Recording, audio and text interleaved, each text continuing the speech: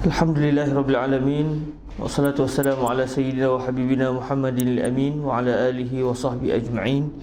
Asyhadu an la ilaha illallah wa asyhadu anna sayyidana wa habibana Muhammadan abduhu wa rasuluh wa safiyuhu min khalqihi wa habibuh.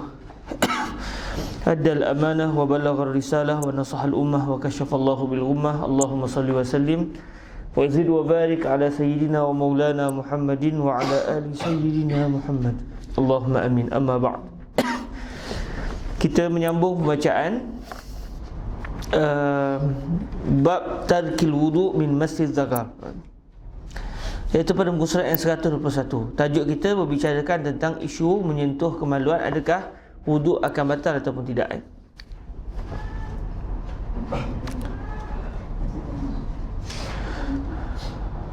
Dan kita telah masuk beberapa masalah berkaitan dengan isu ini, dan kita masuk yang ketiganya, masalah yang ketiga daripada 7 masalah yang berkaitan dengan sentuhan terhadap kemaluan, membatalkan wudu ataupun tidak.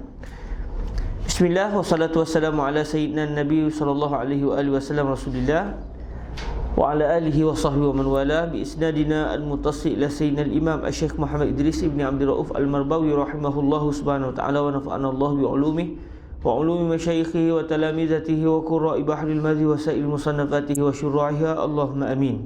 Qala rahimahullahu subhanahu wa ta'ala, yang ketiganya, la'ala sawab tak ada huruf ga tu, yang ketiganya, telah berkata ulama Maliki, bermula hadis-hadis kita lebih sah pada isnadnya daripada 6 jalan, daripada 6 turuk, daripada 6 jalan sanad. Kata Bukhari dan Nasa'i dan Yahya ibnu Ma'in, bermula yang lebih asah suatu pada bab ini ialah hadis Busrah, dan telah mengesahkan oleh Ahmad akan hadis Ummu Habibah, dan mengesahkan oleh Ibnu As-Sakan akan hadis Abi Hurairah. Kata Ahmad dan Ali dan Yahya ibnu Madini, bermula Qais ibnu Talq, itu tiada orang ambil hujah dengan hadisnya. Itu hadis Talq ibnu Ali, itu hadis tentang menyentuh kemaluan tidak membatalkan wudu. Kedua, jalan sanad yang kedua, bahawasanya hadis kita, iaitu hadis yang menyatakan bahawa batal wudu dengan sebab menyentuh kemaluan, lebih banyak riwayatnya. Mungkin rawinya tu mungkin rawinya ataupun riwayatnya, bahawasanya hadis kita lebih banyak rawinya. Al-sawab adalah rawinya. Al-sawab.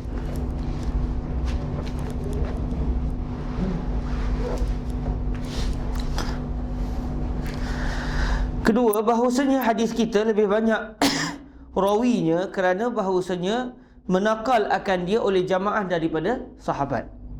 Ramai para sahabat yang meriwayatkan bahawa yang meriwayatkan bahawa batal wuduk dengan sebab menyentuh kemaluan. Dan hadis orang yang mengatakan tiada batal wuduk menyentuh zakar, itu nakalnya seorangan. Ini tak ramai, nakalnya seorangan. Saya tak bisa dengar kalimah seorangan ni, tapi mungkin maknanya tidak ramai. Kita nampak seluruhnya adalah maknanya tidak ramai. Ketiga, bahawasanya hadis kita meriwayatkan dia oleh Abu Hurairah, dan ianya telah Islam tahun perang Khaybar. Sayyidina Abu Hurairah, Khaybar berlaku tahun 7 Hijriah, seingat saya tahun 7 Hijriah. Dan Sayyidina Abu Hurairah, sebagai disebut oleh kitab-kitab yang menyatakan wirata tentang diri beliau, Sayyidina Abu Hurairah turut menyertai perang Khaybar. Beliau turut menyertai perang Khaybar. Dan ianya telah masuk Islam tahun dan ianya telah Islam tahun perang Khaybar, dan telah meriwayatkan dia oleh Busrah, Sayyidatuna Busrah, dan ianya telah masuk Islam tahun menang Mekah, itu Fathu Mekah. Dan Talq bin Ali telah menjadi utusan atas Nabi SAW, dan mendengar ia daripadanya akan tiada batal air sembahyang menyentuh zakat itu pada awal Islam, orang-orang. Jadi ini menunjukkan bahawa hadis yang diriwayatkan oleh para ulama atau para sahabat yang mengatakan tidak batal wuduk itu, yang mengatakan batal wuduk itu lebih kuat. Kita baca sekali lagi. Yang ketiga, bahawasanya hadis kita meriwayatkan dia oleh Abu Hurairah dan ianya telah Islam tahun perang Khaybar, dan telah meriwayatkan dia oleh Busrah. Hadis Sayyidina Busrah apa dia? Hadis yang ke-29 Hadis yang ke-69. Man massa zakarahu fala yusalli hatta yatawadda. Hadis yang menyatakan tentang batal juga wuduk. Maafkan saya. Hadis Sayyidatuna Busrah turut menyatakan batal wuduk. Man massa zakarahu fala yusalli hatta yatawadda. Jadi hadis Sayyidina Abu Hurairah pun kuat. Cuma dalam sini tak dinyatakan hadis Sayyidina Abu Hurairah, seingat saya. Tak dinyatakan dalam sini. Bahawasanya hadis kita meriwayatkan dia oleh Abu Hurairah dan ianya telah Islam tahun perang Khaybar, dan telah meriwayatkan dia oleh Busrah, iaitu turut juga meriwayatkan hadis tentang batal wuduk dengan sebab sentuh zakar. Ini adalah Sayyidatuna Busrah, dan ianya telah masuk Islam tahun menang Makkah. Dan Talq bin Ali telah menjadi utusan atas Nabi SAW, dan mendengar ia daripadanya akan tiada batal air sembahyang menyentuh zakat itu pada awal Islam orang-orang. Dan Talq bin Ali telah menjadi utusan atas Nabi SAW, dan mendengar ia daripadanya akan tiada batal air sembahyang menyentuh zakat itu pada awal Islam orang-orang. Yang ini saya tak jelas apa yang ingin dimaksudkan oleh Syekh Idris Al-Marbawi. Wallahualam. Kita cek balik semula apa yang dimaksudkan di sini, sebab yang ni saya tak jelas. Mungkin kita boleh dapatkan balik bahasa Arabnya. Di bahasa Arab dia kadang-kadang lebih jelas daripada bahasa Melayu lama. Baik, kita baca yang keempat, segala hadis kita lebih sejahtera bagi ibadah. Maksudnya lebih ihtiyat. Lebih ihtiyat. Siapa yang pegang zakat kemudian dia berwuduk, maka dia lebih ihtiyat. Katakan di sisi Allah sebenarnya yang di sisi Allahnya adalah menyentuh zakat tidak batal wuduk. Kalau dia berwuduk sekalipun, sembahyang dia tetap dianggap sah. Tapi bagi orang yang mengatakan tak batal wuduk dengan sebab menyentuh zakat, katakan di sisi Allah adalah batal, dia telah sembahyang dalam keadaan tidak berwuduk. Jadi berwuduk dengan sebab menyentuh kemaluan itu lebih ihtiyat.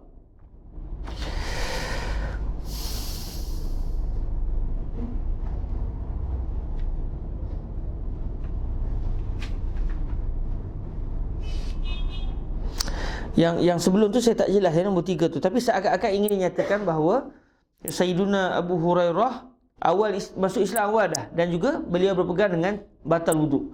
Sayyidatuna Busrah masuk Islam juga melewat. Sayyidina Abu Hurairah awal sikitlah. 7 Hijriah tu maknanya kita dah lewat juga sebenarnya, tapi lebih awal pada Sayyidatuna Busrah. Jadi maknanya seakan-akan Syekh Idris nak beritahu, hadis para sahabat yang mengatakan batal wuduk ini adalah hadis-hadis akhir, bukan hadis-hadis awal Islam. Manakala Sayyiduna Talq bin Ali ini seakan-akan ingin dinyatakan beliau bermeluk agama Islam lebih awal. Jadi menunjukkan hadis yang paling akhir sekali adalah hadis yang menyatakan batal wuduk dengan sebab sentuhan terhadap zakat. Itu yang saya nampak secara kasar, wallahu alam. Pada awal Islam orang-orang pada awal Islam orang-orang, pada awal orang Islam mereka awal, memang Nabi mengatakan tidak batal wuduk bila menyentuh zakat. Tapi akhir-akhir tu dan dekat-dekat Nabi wafat, yang disebut oleh baginda Nabi adalah batal wuduk. Jadi yang akhir akan menasahkan yang lebih awal. Zahirnya begitulah, wallahu alam. La'alla murad al-musannif anna hadis Talq bin Ali mansukh. Okey. Yang kelima, yahtamil, itu berkemungkinan yahtamil atau yuhtamal hadis orang yang mengatakan tiada batal wuduk menyentuh zakat itu maksudnya berlapik, dan ialah yang zahir daripada segala orang yang ketika sembahyang. Adakah orang sembahyang tak pakai seluar? Mesti pakai seluar. Jadi bila disentuh kemaluan, menyentuh kemaluan secara berlapis, secara berlapis. Jadi bila mungkin maksud hadis hadis Sayyidina Talq ni, wa hal huwa illa bad'atun minhu aw bid'atun minhu, wa hal huwa illa mudghatun minhu aw bid'atun minhu. Para ulama yang mengatakan batal wudu dengan sebab menyentuh zakar, mereka mengatakan mungkin maksud hadis Talq bin Ali ni menyentuh secara berlapis, dan itulah keadaan yang zahir bagi orang yang sedang sembahyang. Baik, yang keenam, bahawasanya hadis kita memberi faedah kerana bahawasanya memindah. Allah Ta'ala kena buat baris tu, mindah. Kerana bahawasanya memindah ia akan seorang daripada satu ibadat kepada satu ibadat, dan hadis mereka itu tiada memberi faedah suatu kerana menafikan asal. Okey, bahawasanya hadis kita memberi faedah kerana bahawasanya memindah ia akan seorang daripada satu ibadah kepada satu ibadah, dan hadis mereka itu iaitu hadis orang yang mengatakan tidak batal wudu dengan sebab menyentuh zakar, tiada memberi faedah suatu kerana menafikan asal. Ya, kerana menafikan asal ni pun saya tak jelas apa maksud pengarang.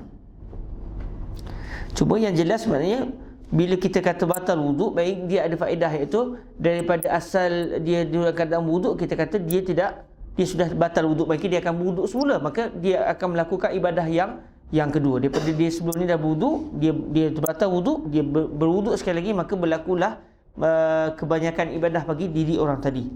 Manakala kalau kita kata tak batal wuduk, maka dia tidak melakukan sebarang ibadah yang baru.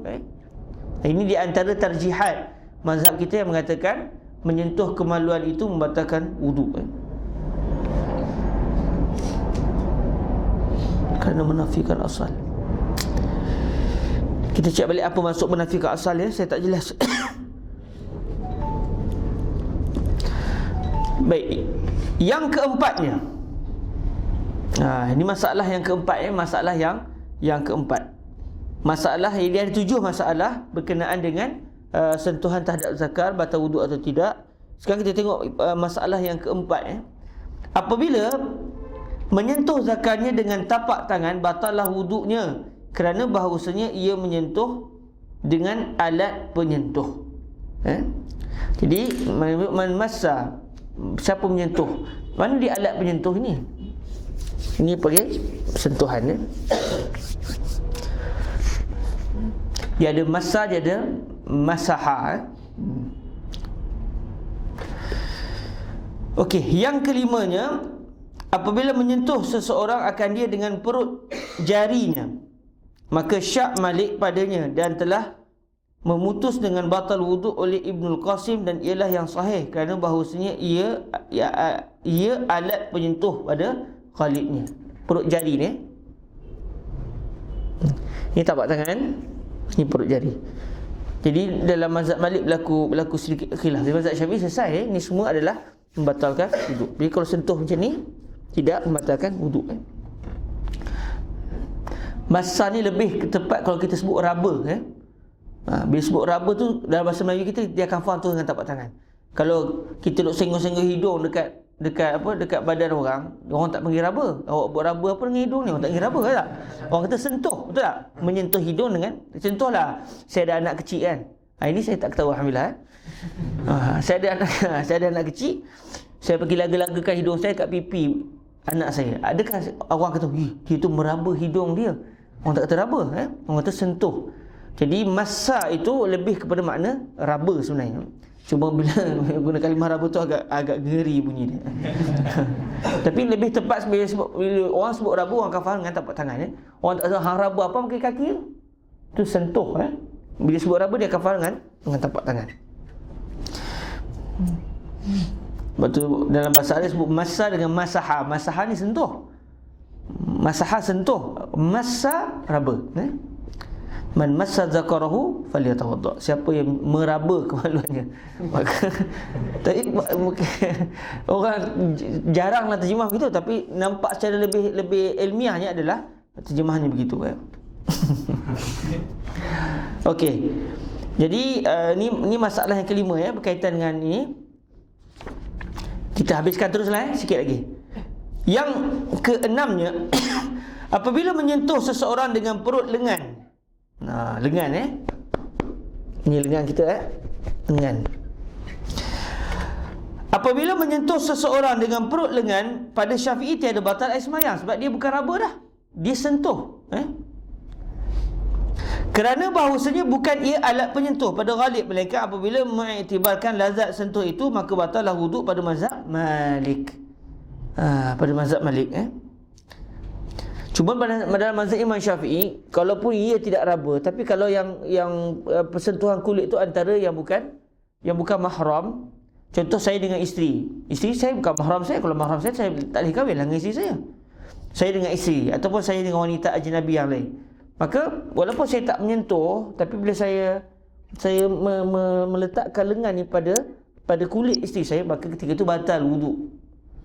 Dalam mazhab Imam Syafi'i, sama ada lazat ataupun tidak lazat, sama saya berahi ataupun tidak. Tapi dalam mazhab Imam Malik, sekiranya persentuhan kulit dengan kulit itu, contoh saya pegang bahu isteri saya, dalam masa yang sama sekadar pegang, tak ada rasa apa, maka ketika itu tidak batal dari sisi mazhab Imam Malik.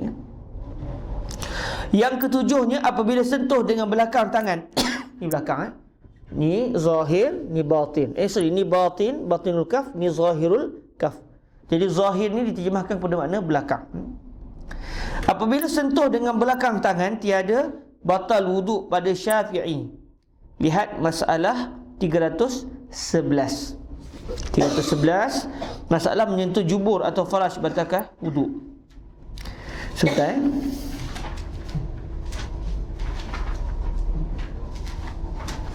Adapun jika menyentuh zakarnya dengan belakang tangan atau lengan atau suatu yang bukan tapak tangan, nescaya tiada mewajibkan mengambil air sembahyang. Telah disentuh sebelum ini. Dan tiada batal pada mazhab Malik, melainkan bahawasanya didapati lazat. Maksud lazat sini adalah syahwat. Bihadza wa sallallahu wasallam ala sayyidina wa maulana Muhammadin wa ala alihi wa sahbihi wa baraka wasallam. Baik, insya-Allah besok kita akan sambung. Besok hari Khamis kan? Besok kita akan sambung lagi biiznillah. Babu tarkil wuduk minal qublah ni kita dah baca. Daripada hari tidak mampu membaca hari itu, kita dah baca sikit. Jadi kita akan terus masuk pada masalah yang ke-320 esok biiznillah subhanahu wa taala. Sekadar itu dahulu, semoga diberkati Allah subhanahu wa taala. Allahumma salli afdala salatin ala as'adi makhluqatika sayyidina Muhammadin wa ala alihi wa sahbihi adada ma'lumatika wa midada kalimatika kullama zakaraka dzakiruna wa ghafala an dzikrihil ghafilun. Allahumma salli afdala salatin ala as'adi makhluqatika sayyidina Muhammadin wa ala alihi wa sahbihi wa sallim adada ma'lumatika wa midada kalimatika kullama kadzakiruna wa ghafala an dzikrihil ghafilun. Allahumma salli afdala salatin ala as'adi makhluqatika sayyidina Muhammadin wa ala alihi wa sahbihi wa sallim adada ma'lumatika wa midada kalimatika kullama zakaraka dzakiruna wa ghafala an dzikrihil ghafilun. Allahumma ij'alna min ibadikal muttaqin waj'alna min ibadikas salihin warzuqna ya arhamar rahimin al-'ilma an-nafi' wa la tahjubna an anil ilmi ya arhamar rahimin. Rabbana zalamna anfusana wa illam taghfir lana wa tarhamna lanakunanna minal khasirin. Rabbana atina fid dunya hasanah wa fil akhirati hasanah wa qina azaban nar.